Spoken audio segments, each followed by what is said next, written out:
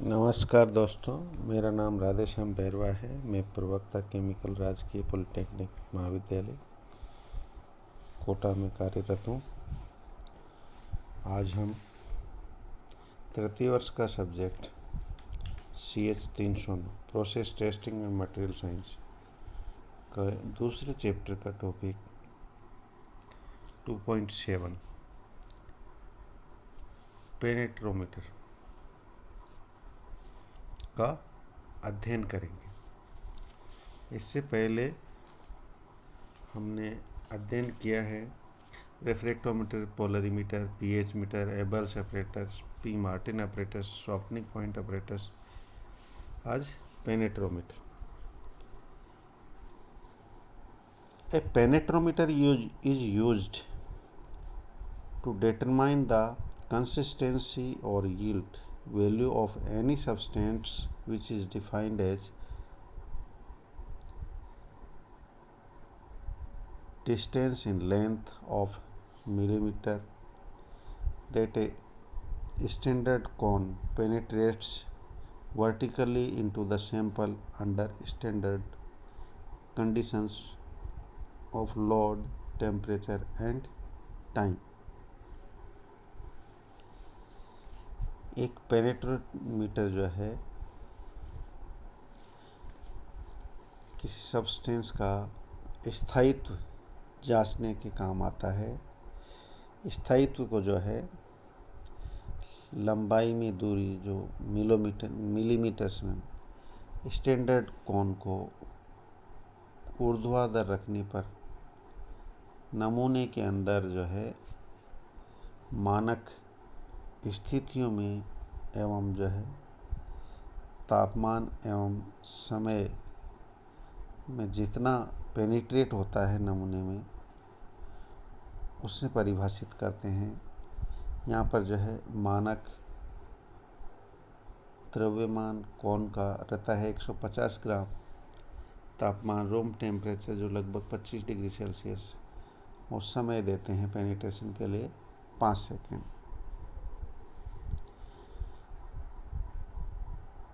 Greece की जो है कंसिस्टेंसी, उसका स्थायित्व, उसकी संरचना एवं उसके अंदर जो विद्यमान जेली तत्व है उनके आपसी इंटरेक्शन पर निर्भर करती है और उसके अंदर प्रयुक्त ऑयल की विस्कोसिटी पर निर्भर करती है। अब कंस्ट्रक्शन, जैसा कि चित्र में दिखाया हुआ है, इसका जो है एक हेवी बेस होता है, मेटालिक जो है कास्ट आयरन का रहता है ये। इसमें लेवलिंग स्क्रू लगे हुए रहते हैं और पूरा ही जो है उपकरण इसी के ऊपर रहता है। जिस नमूने में हम जो सैंपल रखते हैं वो भी इसी के ऊपर रखते हैं, एक जो है स्टैंडर्ड कप में। इस उपकरण में थोड़ा सा ऊपर देखें तो जो है एक मिरर लगा रहता है, जिसे देखते हैं ये जो है कोन की जो है टच करने की स्थिति देखते हैं। उससे थोड़ा ऊपर जो है लोड कोन रिलीजिंग नॉब होती है। स्टैंडर्ड कोन लगा हुआ रहता है। गाज है जिसमें जो है मिलीमीटर्स में जो है रीडिंग रहती है।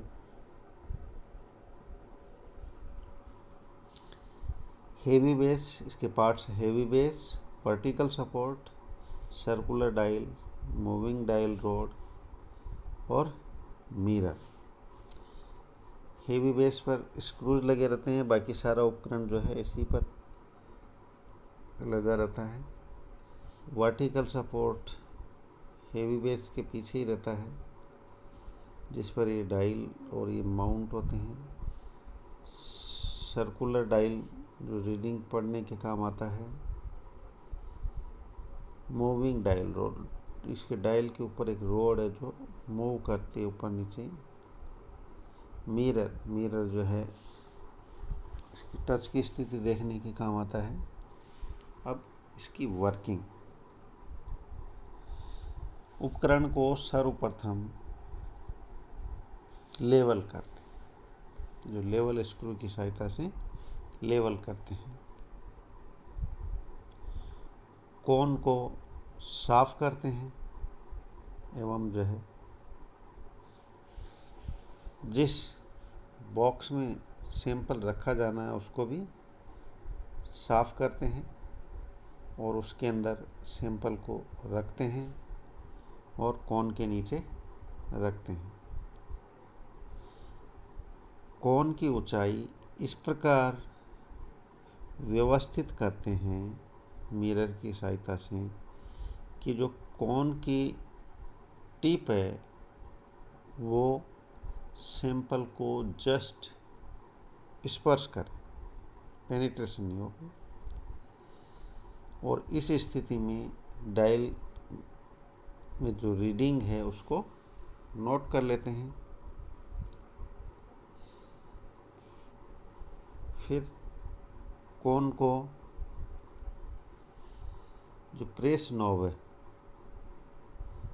उसकी सहायता से, कोन रिलीज नॉब की सहायता को प्रेस करके रिलीज कर देते हैं।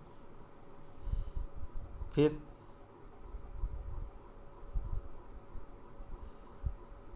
पाँच सेकेंड जब हो जाते हैं रिलीज किए हुए